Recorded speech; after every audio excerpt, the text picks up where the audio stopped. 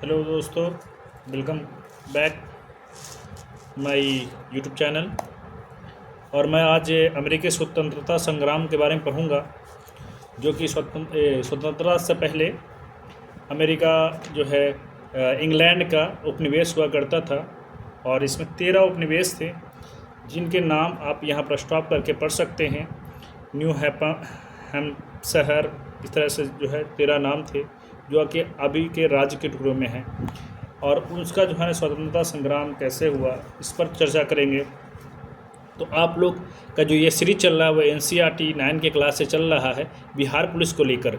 और यहाँ से बिहार पुलिस के जो नए सिलेबस निकाले गए हैं उसी टॉपिक से क्वेश्चन बनाए जा रहे हैं। अगर 9 क्लास से हिस्ट्री सवाल आए तो यही सवाल आएंगे, इससे ज़्यादा कुछ नहीं। ये आज दूसरा क्लास है, आप सबका स्वागत है। तो शुरू करते हैं इस टॉपिक का। अमेरिकी स्वतंत्रता संग्राम के कारण क्या थे? इसमें सबसे पहला जो कारण देखा जाता है वो उपनिवेश में राजनीतिक स्वायत्तता का अभाव। इसमें क्या है? उपनिवेश में राजनीतिक स्वायत्तता का अभाव हुआ, और यानी उसकी कमी हुई, जिसकी वजह से वहाँ के लोग असंतोष होने लगे। क्योंकि जो इंग्लैंड के अंदर जो राजा हुआ करते थे वही जो है वहाँ नियुक्त किया करते थे, और जिससे वहाँ के लोगों का जो है ना उसमें राजनीति में जो है ना स्वायत्तता नहीं मिलने लगा। और मध्यम वर्ग का उदय, जो मध्यम वर्ग जो डेवलप करने लगे थे अमेरिका के अंदर, वो जो है इंग्लैंड के कुलीन वर्ग को पसंद नहीं कर रहे थे। तो ये सारी चीज़ें हुई। फिर क्या है? भौगोलिक दूरी। इंग्लैंड और जो अमेरिका है उसके बीच में जो है ना अटलांटिक महासागर है, और वो जो है ना काफ़ी बड़ी दूरी बनती है। आप ये सोच रहे होंगे तो इंग्लैंड से तो बहुत ज़्यादा जो दूरी इंडिया पड़ता है, तो इंडिया के साथ ऐसा क्यों नहीं हुआ? तो वहाँ ये था कि अटलांटिक महासागर के जो संचार व्यवस्था है वो काफ़ी मुश्किल थी। इंडिया के अंदर का जो संचार व्यवस्था था वो मुश्किल था, तो उन्होंने उसको डेवलप कर लिया था। तो इसलिए ये भी एक कारण बना, क्योंकि अटलांटिक महासागर में यातायात और संचार क्या था? मुश्किल था। फिर धार्मिक और सामाजिक व्यवस्था में मतभेद हुआ, जिसकी वजह से अमेरिकी एकजुट होकर लड़े। इसमें जो है ना इंग्लैंड में जो मत थे वो एंग्लिकन मत मानने वाले थे, और अमेरिका के अंदर जो मानने वाले थे वो प्यूरिटन मतलम्बी थे, जिसकी वजह से उन लोगों में आपस में बनी नहीं। फिर जो पाँचवा कारण है वो सप्तवर्षीय युद्ध का प्रभाव। सप्तवर्षीय युद्ध जो हो रहा था वो फ्रांस और इंग्लैंड के बीच में हो रहा था। 1756 से लेकर 1763 के बीच में हुआ। 1756 से लेकर 1763 के बीच में हुआ।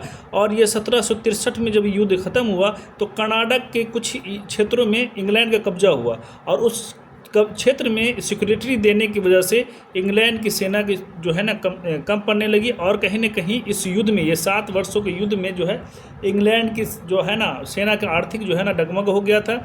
इस वजह से जो है वो कमज़ोर पड़ रहे थे इंग्लैंड सेना, और इसका फ़ायदा उठाया अमेरिका ने। और अमेरिका स्वतंत्रता संग्राम में फ्रांस ने बहुत ज़्यादा हेल्प किया। इसका बहुत बड़ा एग्जाम्पल ये है कि जब स्वतंत्रता प्राप्ति हुई तो अमेरिका को स्टैच्यू ऑफ लिबर्टी जो है गिफ्ट के तौर पर दिया गया फ्रांस के द्वारा। जो स्टैच्यू ऑफ लिबर्टी है जो न्यूयॉर्क शहर के अंदर है, जो बहुत दिनों तक दुनिया की सबसे बड़ी स्टैच्यू हुआ करती थी, उसका रिकॉर्ड हमारे इंडिया में तोड़ा गया स्टैच्यू ऑफ यूनिटी बनाकर। सरदार वल्लभ भाई पटेल का जो स्टैच्यू बनाया गया है नर्मदा नदी किनारे गुजरात में। आगे हम देखते हैं प्रगति विरोधी आर्थिक नीति, है ना। जो वहाँ आर्थिक नीति थी वो आगे डेवलप करने के लिए नहीं थी, बल्कि अपने फ़ायदे के लिए। जो मतलब जॉर्ज पंचम थे उस समय जो राजा था इंग्लैंड का, वो अपने फ़ायदों को देख रहा था। फिर आपत्तिजनक टैक्स। 1765 में एक रूल आया जिसमें स्टाम्प एक्ट बनाया। जो उसके पास धन की कमी हुई थी इंग्लैंड के पास, उसको 1765 में स्टाम्प एक्ट लगाकर जो है ना ये कर दिया कि कोई भी पेपर आप बनाते हैं अमेरिका के अंदर तो 20 शिलिंग उसमें लगाना होगा। और तो उसी टैक्स का विरोध करते हुए सैमुअल एडम्स ने एक नारा दिया, प्रतिनिधित्व नहीं तो कर नहीं, प्रतिनिधित्व नहीं तो कर नहीं, यानी टैक्स का इनकार करने लगा। फिर जो है लेखक और प्रचारक की भी भूमिका बहुत बड़ी रही। एक व्यक्ति गुजरे हैं थॉमस पेन। इन्होंने एक बुक लिखी कॉमन सेंस पर। एक कॉमन सेंस बुक का नाम है, जो 47 पेज का है।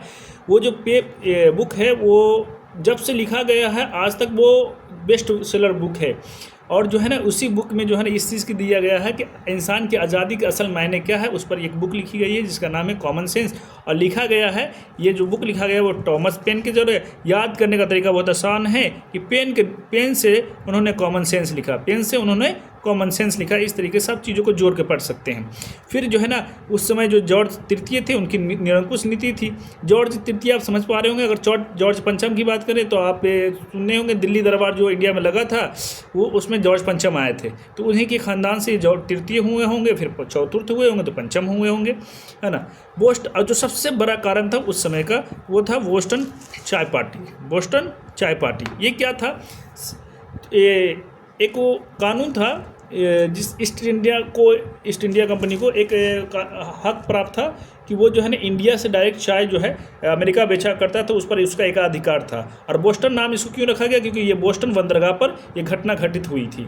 और इसको इस जो है ना मतलब कि घटना को नेतृत्व कौन कर रहा था? इसमें भी सैमुअल एडम्स हैं जो कि वहाँ भी थे और यहाँ भी थे। सैमुअल एडम्स इन्होंने क्या किया, इन लोगों ने क्या किया कि जो रेड इंडियन का वेशभूषा अपनाकर जो यहाँ से चाय गया था उसका जो है विरोध करने लगा और जो है ना चाय को निकाल कर अटलांटिक महासागर में फेंकना शुरू कर दिया। फिर जो है अब इसको जो है ना तत्कालिक जो घटनाक्रम हुआ है उसको ईयर बाय ईयर समझने की कोशिश करेंगे। यहाँ पे जो है जो फर्स्ट घटना हुई इसमें क्या हुई तत्कालीन घटना में? तो बोस्टन टी पार्टी जो हुई वो बोस्टन बंदरगाह पर वो किसके द्वारा हुआ? सैमुअल एडम्स के द्वारा 1773 में। ये फैक्ट याद कर लेंगे, है ना। यहाँ से कई तरह के क्वेश्चन बन सकते हैं। स्वतंत्रता की घोषणा अमेरिका में जो अमेरिकी स्वतंत्रता की जो घोषणा हुई कब हुई? 4 जुलाई 1776। जैसे हम लोग 15 अगस्त को आज़ादी मनाते हैं उस तरीके से अमेरिका वाले 4 जुलाई को अपनी जो है ना स्वतंत्रता दिवस यानी इंडिपेंडेंस डे मनाते हैं। और ये घोषणा कहाँ हुई थी? फिलोडेल्फिया में। कहाँ हुआ था? फिलोडेल्फिया में। और इस घोषणा पत्र को तैयार करने वाले कौन थे? Thomas Jefferson. क्या नाम था? Thomas Jefferson. और 1781 में क्या हुआ कि एक युद्ध हुआ जो इंग्लैंड के सेनाओं के सेनापति कौन थे? Lord Cornwallis. और अमेरिका के थे जॉर्ज वाशिंगटन। लॉर्ड कॉर्नवालिस वही है जो भारत में जब यहाँ के वाइसराय बनाए गए थे तो यहाँ पुलिस का जो सिस्टम है और सिविल सेवाओं का जो सिस्टम है उसका जनक इन्हें माना जाता है। यही है लॉर्ड कॉर्नवालिस। फिर आगे चलकर 3 फरवरी 1783 को पेरिस की संधि द्वारा इंग्लैंड ने अमेरिकी स्वतंत्रता को मान्यता प्राप्त कर दी। किसके जरिए? 3 फरवरी 1773 में पेरिस संधि के द्वारा वहाँ जो है ना इंग्लैंड ने भी अमेरिकी स्वतंत्रता संग्राम को मान्यता दे दी और स्वतंत्रता की मान्यता कर दी। यानी कि अमेरिका अब स्वतंत्र है, इस बात को मान लिया किसने? इंग्लैंड ने। इसके नायक कौन रहे? तो इस स्वतंत्रता संग्राम के नायक रहे वाशिंगटन, जॉर्ज वाशिंगटन। उसी का जो है उन्हें ही अमेरिका का जो है पहला प्रेसिडेंट बनाया गया। और अमेरिका नहीं कहते बल्कि संयुक्त राष्ट्र अमेरिका कहने से उस देश को बोध किया जाता है। अमेरिका कहने से कई मतलब है क्योंकि दक्षिण अमेरिका एक महादेश है, उत्तरी अमेरिका एक महादेश है। 1789 में क्या हुआ कि विश्व में जो प्रथम लिखित संविधान वो लागू किया गया। यानी कि ये अमेरिका में, कहाँ? अमेरिका में जो संविधान तैयार किया गया वो विश्व की सबसे पहली, है ना, संविधान तैयार किया गया। अगर संविधान की बात की जाए तो संविधान बनाने का सबसे पहले विचार किसके मन में आया था? फ्रांसीसियों के मन में आया था। यानी फ्रांस ने विचार रखा था सबसे पहले संविधान बनाने का। संविधान बनाया, सबसे पहले विकास कहाँ हुआ संविधान का? तो इंग्लैंड में विकास हुआ। लेकिन संविधान लिखित रूप से कहाँ हुआ?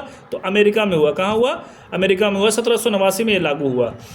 इंग्लैंड ने ये सब घटना होने के बाद इंग्लैंड ने कुछ सुधार किए।